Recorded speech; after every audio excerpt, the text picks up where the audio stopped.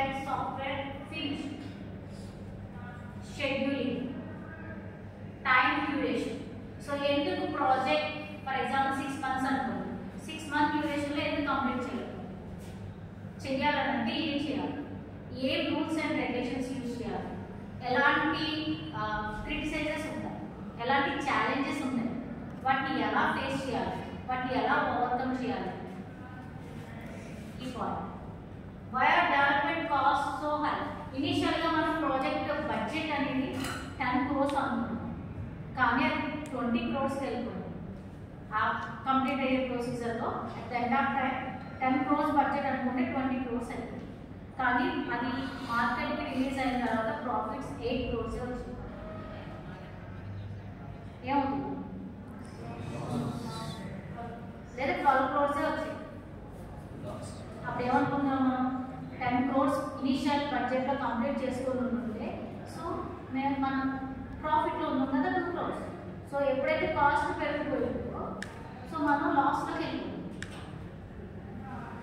ఎందుకంటే why are development cost so అవేంటో తెలిస్తే మనం వాటిని రెక్టిఫై చేసుకోగలమా. నెక్స్ట్ ప్రాజెక్ట్ మనం బడ్జెట్ పెరగకుండా మనకు ఒక ఐడియా ఉంటుందా లేదా. Why can't we find all errors before we give the software to the customer? చూడండి, ఒక మొబైల్ ఎర్రర్ వచ్చిందనుకో, మొబైల్ వచ్చిన తర్వాత ఎన్ని రివ్యూస్ వస్తుంటాయి. సో మొబైల్ ఫీచర్ వర్క్ చేయట్లేదు, కామెంట్స్ పడతాం లేదు, మళ్ళీ వాళ్ళు సాఫ్ట్వేర్ అప్డేట్స్ పెడుతూ ఉంటారు.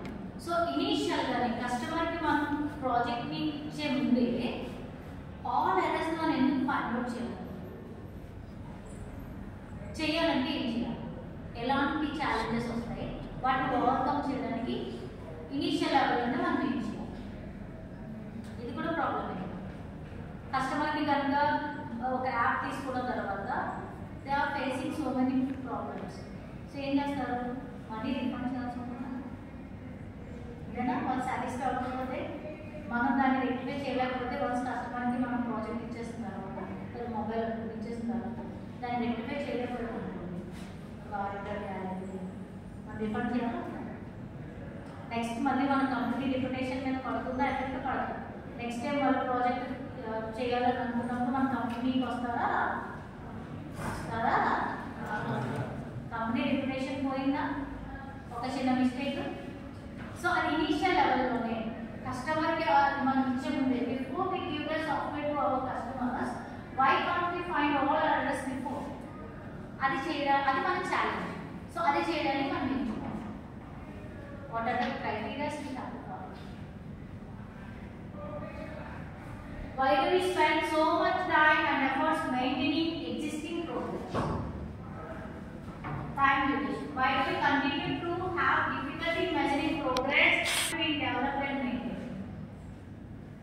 ఇవన్నీ challenges.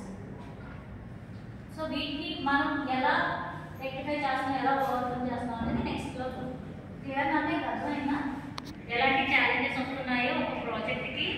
So budget important. Budget means cost estimation.